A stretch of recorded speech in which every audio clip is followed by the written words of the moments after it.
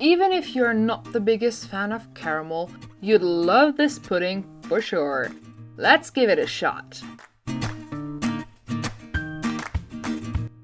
Get 100 milliliters milk, add 2 egg yolks, 30 grams starch, a bit of vanilla sugar or extract, and a pinch of salt into a bowl and whisk it until there are no clumps left.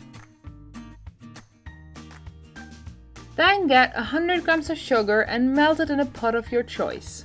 If you want to have a stronger and sweeter caramel, you can of course add more or even less than this amount.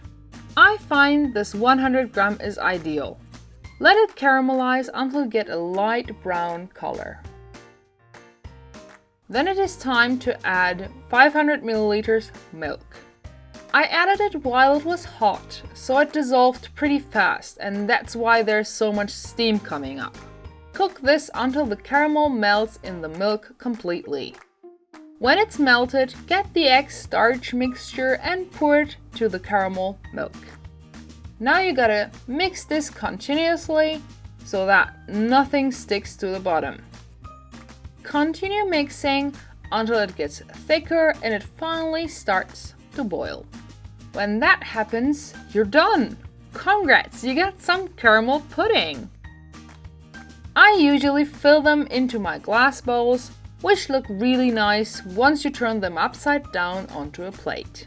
In total, you get 4 small bowls of pudding out of this. Perfect for a double date maybe? And if you're single, you got 4 servings of pudding.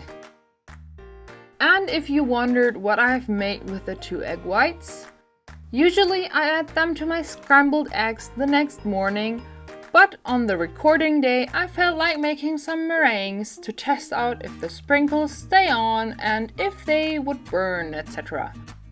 So please don't waste your egg whites.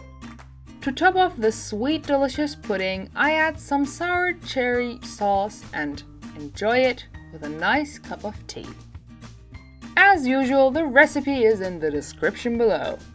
If you have any questions or suggestions, please let us know in the comments below. Like to support us and subscribe if you don't want to miss our weekly videos. Thank you for watching and see you next week.